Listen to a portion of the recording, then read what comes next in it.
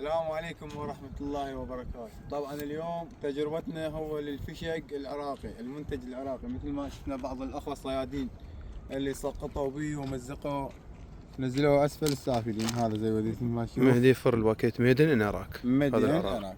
هسه راح ارمي هالكرتون مسافة 20 إلى 25 متر وراح اشوفون. هسه راح اجربه قدامكم. تمام. وقف لي.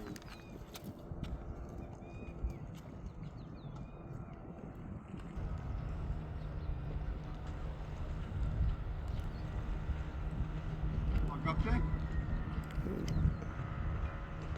جاي اصور؟ لا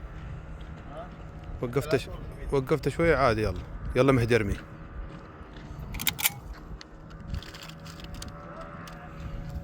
تمام. يلا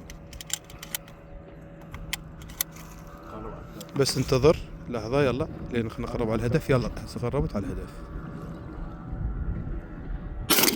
الو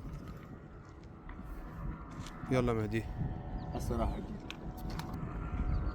ها مهدي شني؟